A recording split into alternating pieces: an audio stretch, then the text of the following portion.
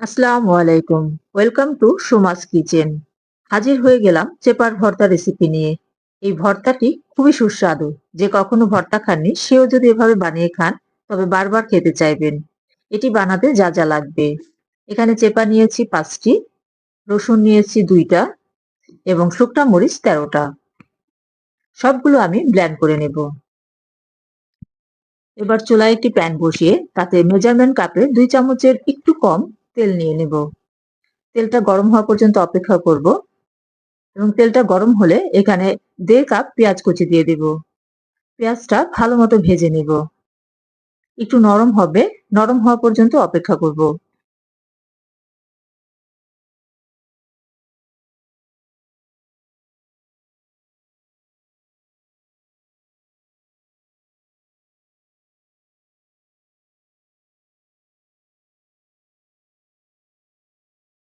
পেঁয়াজটা নরম হলে তাতে আমি 2 চামচ আদা রসুন দিয়ে দেব। আদা রসুন দিয়ে একটু ভেজে নেব, যাতে আদা রসুনের যে গন্ধটা আছে সেটা চলে যাবে। সামান্য পরিমাণ পানি দিয়ে নেব।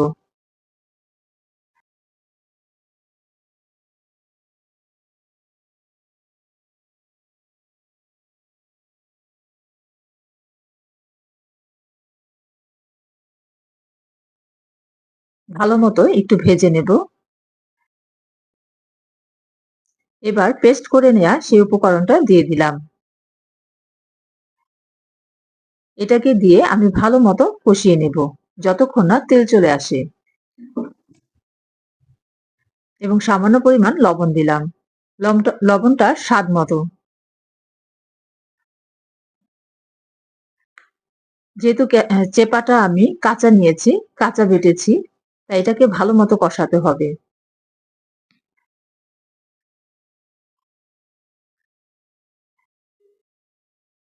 ভালো মতো কষানো হলে তারপরে সামান্য পরিমাণ পানি দেব। এখন এটাকে আমি ভালো মতো কষাবো।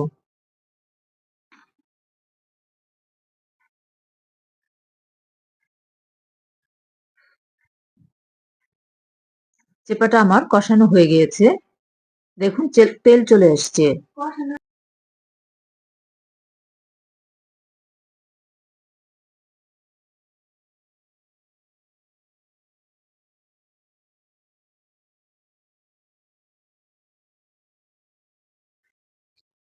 চেপাটা কষানো হয়ে গিয়েছে। এবারেতে আমি সামান্য পরিমাণ পানি দিব। একবারেই বেশি পানি দিব না। সামান্য পরিমাণ পানি দিয়ে আবার একটু নেড়েচেড়ে নেব।